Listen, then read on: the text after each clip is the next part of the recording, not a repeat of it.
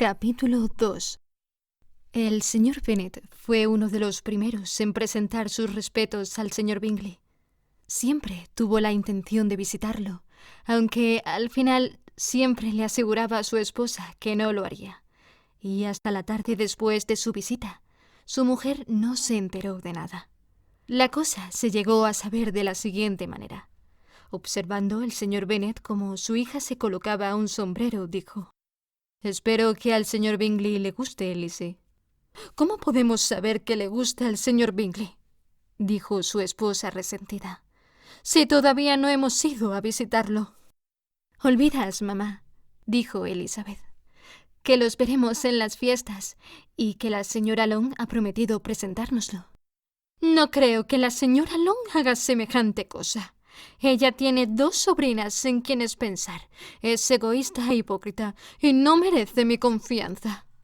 «Ni la mía tampoco», dijo el señor Bennet, «y me alegro de saber que no dependes de sus servicios».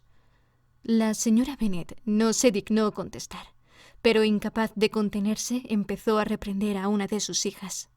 «Por el amor de Dios, Kitty, no sigas tosiendo. Ten compasión de mis nervios, me los estás destrozando».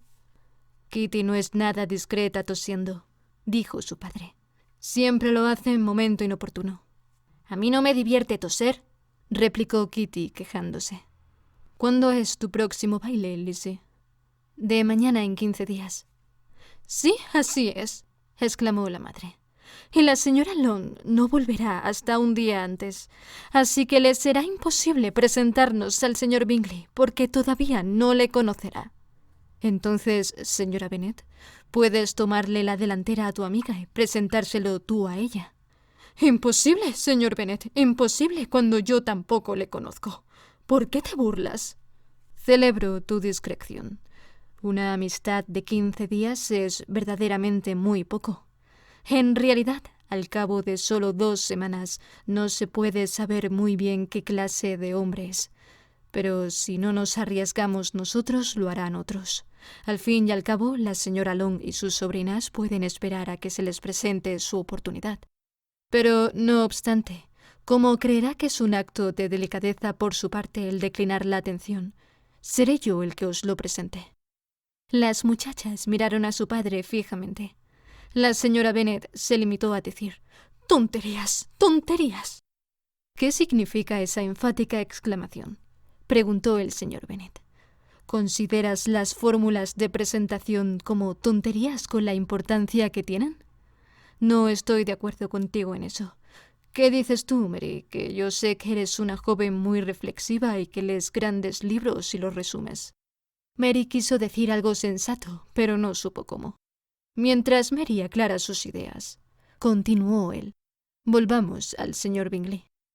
«Estoy harta del señor Bingley», gritó su esposa. «Siento mucho oír eso.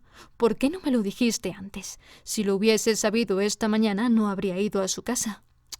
«Mala suerte, pero como ya le he visitado, no podemos renunciar a su amistad ahora».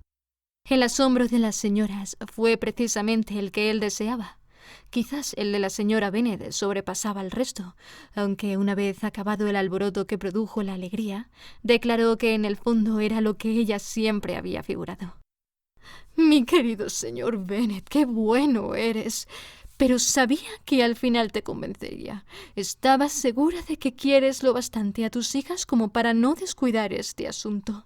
Qué contenta estoy. Y qué broma tan graciosa que haya sido esta mañana y no nos hayas dicho nada hasta ahora».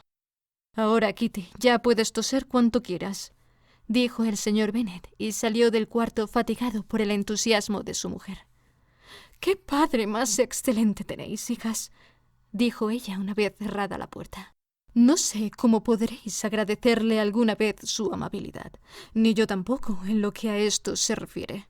A estas alturas os aseguro que no es agradable hacer nuevas amistades todos los días. Pero por vosotras haríamos cualquier cosa. Lydia, cariño, aunque eres la más joven, apostaría que el señor Bingley bailará contigo en el próximo baile». «Estoy tranquila», dijo Lydia firmemente, «porque aunque soy la más joven, soy la más alta». El resto de la tarde se lo pasaron haciendo conjeturas sobre si el señor Bingley devolvería pronto su visita al señor Bennet y determinando cuándo podrían invitarle a cenar.